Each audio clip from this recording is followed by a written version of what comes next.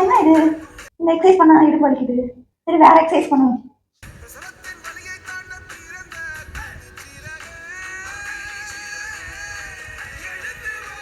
அப்பா! அதை விட இது ரொம்ப வலிக்குது. சரி இதுவும் வேண்டாம், வேற பண்ணுவோம்.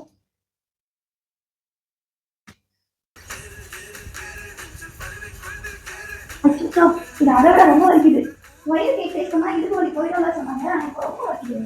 என்ன பண்றது?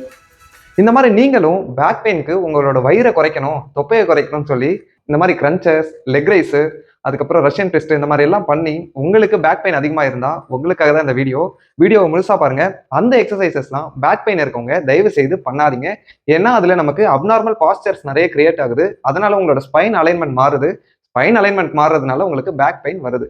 ஸோ நம்ம இப்போ பேக் பெயின் இருக்கவங்க என்ன மாதிரியான அப்டமன் எக்ஸசைஸ் பண்ணலாம் அப்படின்றத பார்ப்போம். அப்டமன் பொறுத்த வரைக்கும் நம்ம கோர் எக்ஸசைஸ் பண்ணாலே அப்டமன் ஆக்டிவேட் ஆயிடும்.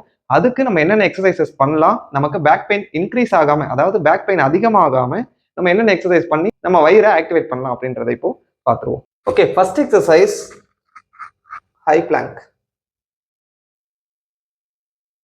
இப்படியே நீங்க உங்களால எவ்வளவு நேரம் நிற்க முடியுமோ நில்லுங்க. ஸோ இந்த மாதிரி நீங்க உங்களால எவ்வளவு செகண்ட்ஸ் நிற்க முடியுமோ நில்லுங்க. 40 செகண்ட்ஸோ இல்லை 30 செகண்ட்ஸோ நின்னீங்கன்னா இதுல நல்லது. அதுக்கு மேல ஒரு நிமிஷம் நின்னீங்கன்னா உங்களோட அப்டமன் மசில்ஸ் நல்லா ஒர்க் ஆகுது, உங்களோட கோர் மசில்ஸ் நல்லா ஒர்க் ஆகுது அப்படின்னு சொல்லி அர்த்தம்.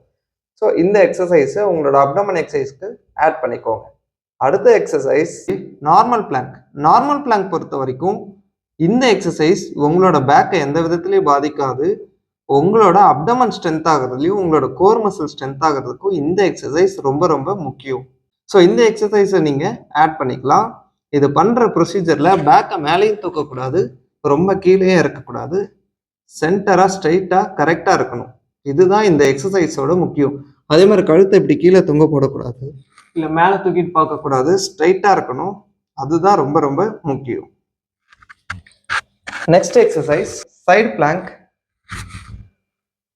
சைடு பிளாங்கை பொறுத்த வரைக்கும் நம்ம 2 டைப்பில் பண்ணலாம். ஒன்று, ரொம்ப முடியாதவங்களா இருக்கீங்க அப்படின்னா இந்த மாதிரி முட்டி போட்டுக்கோங்க. முட்டியை பெண்ட் பண்ணிவிட்டு ஒரு கால் மேலே ஒரு கால் வச்சுட்டு இப்படி நீங்கள் ஸ்ட்ரைட் பண்ணிவிட்டு இப்படி பண்ணிக்கலாம். உங்களோட குறிப்பாக சொல்லணும்னா பேக் பெயினுக்கு முக்கியமான மசில் குவாட்ரேட்டஸ் லம்போரம் அப்படின்னு சொல்லுவோம். ஸோ அந்த மசில் இந்த மாதிரி சைடு பிளாங்க் நீங்கள் பண்ணும்போது நல்லா ஒர்க் ஆகும். ஸோ அந்த குவாட்ரேட்டஸ் லம்போரம் ஒர்க் ஆகக்கூடிய ஒரே எக்ஸசைஸ் இந்த சைடு பிளாங்க் தான். நீலிங்கில் பண்ணிட்டோம், இது ஈஸியாக இருக்குது அப்படின்னு நீங்கள் ஃபீல் பண்ணீங்க அப்படின்னா அப்படியே ஒரு பிரச்சனை இல்லை. காலை ஒரு காலுக்கு ஒரு கால் பின்னாடி வச்சுக்கோங்க. மேலே இருக்க கால் முன்னாடியும் கீழே இருக்க கால் பின்னாடியும் வச்சுட்டு கையை அதே மாதிரி ப்ளேஸ் பண்ணிவிட்டு உங்கள் ஹிப்பை மட்டும் இப்படி ரைஸ் பண்ணிக்கோங்க. ரைஸ் பண்ணிவிட்டு இப்படி நிற்கலாம். இன்னும் உங்களுக்கு ஸ்ட்ரைட்டாக வரணும் அப்படின்னா கையை அப்படி தூக்கிக்கோங்க. ஸோ தூக்குனீங்க அப்படின்னா இன்னும் கொஞ்சம் ஹார்டாக இருக்கும். ஸோ இது ஒரு மெத்தட். இதை நீங்கள் ஒரு 30 செகண்ட்ஸ் பண்ணீங்கன்னா ஓகே தான்.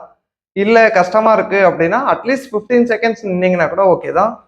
அப்படி உங்களால் 15 செகண்ட்ஸோ 13 செகண்ட்ஸோ நிற்க முடியலன்னா ஃபஸ்ட்டு நிற்க கற்றுக்கோங்க. ஒரு 5 செகண்ட்ஸாக ஒரு 3 செட்ஸ் பண்ணுங்க. அந்த மாதிரி பண்ணி அதுக்கப்புறம் அந்த டைமிங்கை இன்க்ரீஸ் பண்ணுங்க. ஸோ இது எவ்வளோக்கு எவ்வளோ 2 சைடும் பண்ணுறீங்களோ அந்த அளவுக்கு உங்களோட குவாட்ரேட்டஸ் லம்போரம் ஆக்டிவேட் ஆகும், உங்களோட அப்டமனும் ஒர்க் ஆகும்.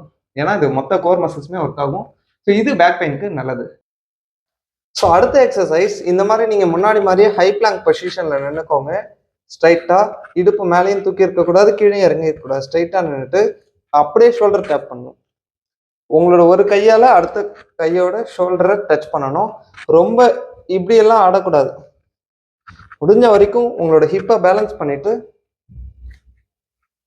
அப்டமன் ஆக்டிவேட் பண்ணி உங்கள் உடம்பு அசையாமல் அப்படியே பண்ணீங்க அப்படின்னா தான் இந்த எக்ஸசைஸே உங்களுக்கு ஹெல்ப் பண்ணும். உங்களோட கோர் மசில்ஸும் ஸ்ட்ரென்தன் ஆகும். இந்த மாதிரி உங்களால் எத்தனை கவுண்ட்ஸ் பண்ண முடியுதோ தாராளமாக பண்ணலாம். ரொம்ப இப்படி ஆடக்கூடாது, அது மட்டும் பார்த்துக்கோங்க. இப்போ உங்களுக்கு ஒரு டவுட் வரும், இதெல்லாம் வயசானவங்களால எப்படி பண்ண முடியும்? நாங்களே வயசானவங்க, பேக் பெயின் இருக்குன்னு எக்ஸசைஸ் பண்ணலாம்னு பார்த்தா நீங்கள் இந்த மாதிரி எக்ஸசைஸ் சொல்கிறீங்களே அப்படின்னு உங்களுக்கு டவுட் வரும். ஸோ நீங்கள் எப்படி பண்ணலாம் அப்படின்னு பார்த்தோம்னா, ஃபர்ஸ்ட் இந்த சைடு பிளாங்க் தரையில படுத்து பண்ணோம் இல்லைங்களா, அதை இப்போ நீங்கள் தரையில படுத்துக்கிற மாதிரி நினச்சிக்கோங்க. இதான் வாலு. ஸோ நம்ம வாலில் இப்படி கை வச்சுட்டு நான் இவ்வளோ சாஞ்சிருக்கேன் இல்லைங்களா, ஸோ இப்போ இந்த காலை அப்படியே வச்சுக்க போகிறேன். அப்படியே இந்த காலை பின்னாடி வச்சுட்டு அப்படியே நிற்க வேண்டியது தான். இது இனிஷியல் ஸ்டேஜ்.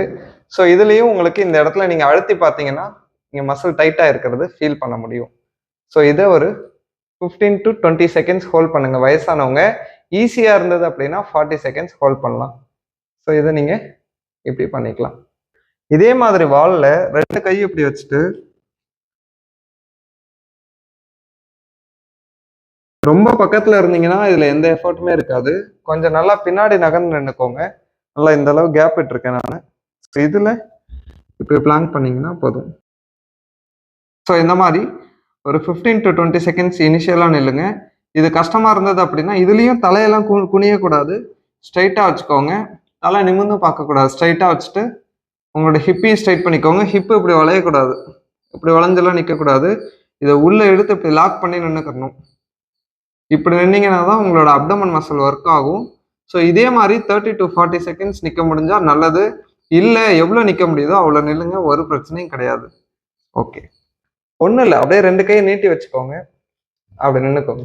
இவ்வளோ கேப் விட்டுக்கோங்க. அப்படியே முன்னாடி போயிட்டு இப்படி சாஞ்சிருங்க.